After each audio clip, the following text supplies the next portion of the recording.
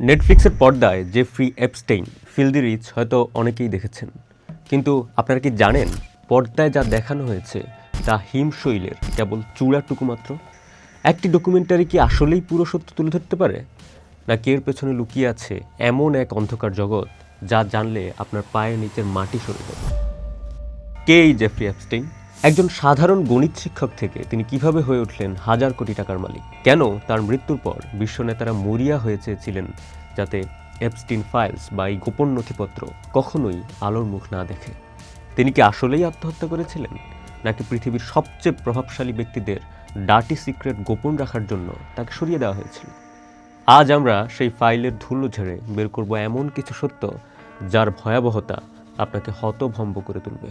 এই অন্ধকার জগৎকে বুঝতে হলে আমাদের দৃষ্টি দিতে হবে আটলান্টিক মহাসাগরের বুকে ভেসে থাকা ছোট্ট একটি দ্বীপ, নাম লিটল সেন্ট জেমস।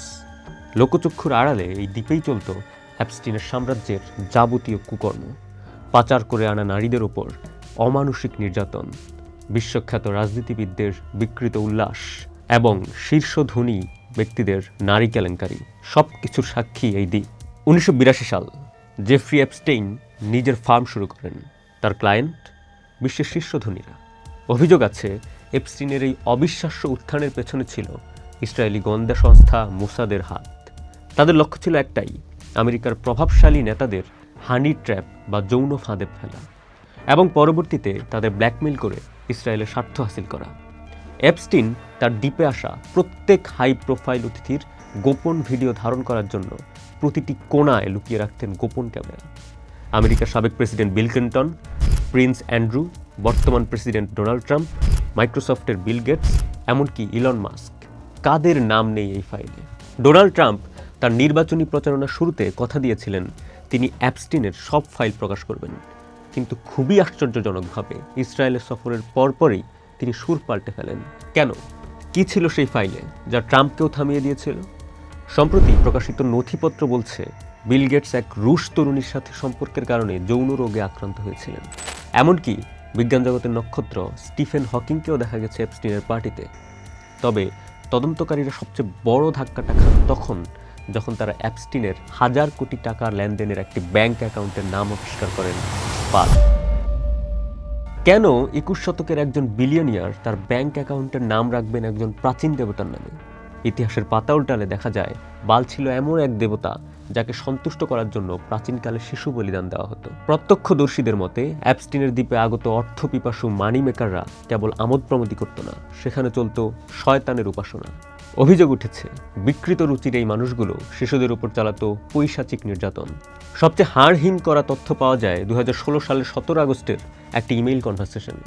বিষয়বস্তু কোনো ব্যবসা নয়, আলোচনা ছিল একজন এশিয়ান স্কুল ছাত্রীকে নিয়ে। মেয়েটি পড়াশোনায় খুব ভালো ছিল, কিন্তু তার সেই মেধাই তার জন্য কাল হয়ে দাঁড়ায়। মোসাদ বা এই এলিট চক্রের শিকার হয়ে মেয়েটিকে সহ্য করতে হয়েছে অমানুষিক নির্যাতন। ইমেইলে অ্যাপস্টিন নিজেই লিখেছেন সেই নির্যাতনের গৌরি ডিটেইলস বা রক্তমাখা বিভীষিকার কথা। আর তাদের মধ্যে অ্যান্ড্রু ফার্কেস নামের এক ব্যক্তিকে অভিহিত করা হয়েছে সবচেয়ে জঘন্য বা রোস্ট হিসেবে। পশ্চিমা মিডিয়া যারা কথায় কথায় মানবাধিকারের বুলি আওড়ায় এই পেডোফাইল বা শিশু নির্যাতনকারীদের ব্যাপারে আজ তাদের মুখে কুলুপাটা।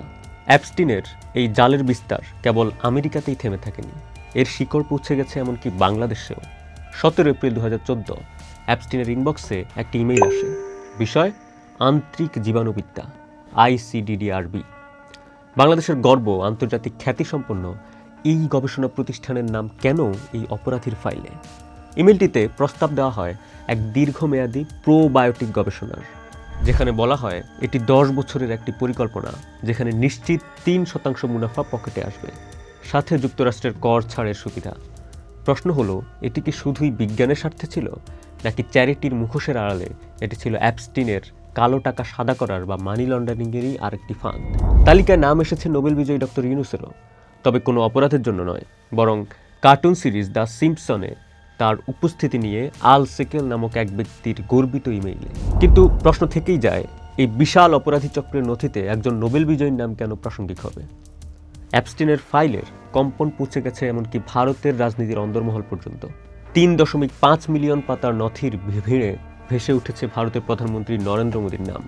অ্যাপস্টিনের একটি ইমেইলে দাবি করা হয়েছে মোদি নাকি তার পরামর্শ মেনেই ইসরায়েল সফরে গিয়েছিলেন এবং সেখানে ট্রাম্পকে খুশি করতে নেচেছেন ও গেয়েছেন।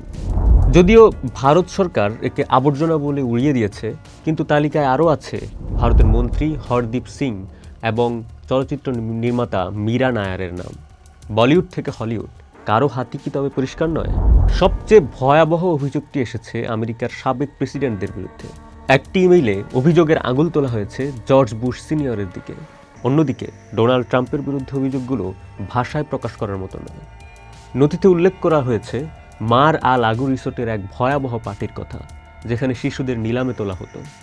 এক ভুক্তভোগী নারী দাবি করেছেন 1984 সালে তিনি স্বয়ং ট্রাম্পের উপস্থিতিতে তার নবজাতক শিশুকে খুন হতে দেখেছেন। টিভি পর্দার জনপ্রিয় উপস্থাপক রবিন লিচ, যিনি আমাদের ধনীদের বিলাসবহুল জীবন দেখাতেন, তার বিরুদ্ধেও রয়েছে কিশোরী হত্যার অভিযোগ।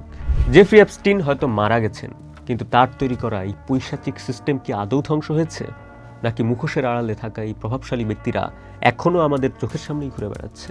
এপস্টিন ফাইলস হয়তো সেই অন্ধকার জগতের দরজার তালা খুলে দিয়েছে, কিন্তু এর ভেতরে থাকা পূর্ণ সত্য কি আমরা কোনোদিন জানতে পারবো, নাকি সব সময়ের মতোই ক্ষমতার দাপটে ধামাচাপা পড়ে যাবে হাজারো শিশুর আর্তনাদ?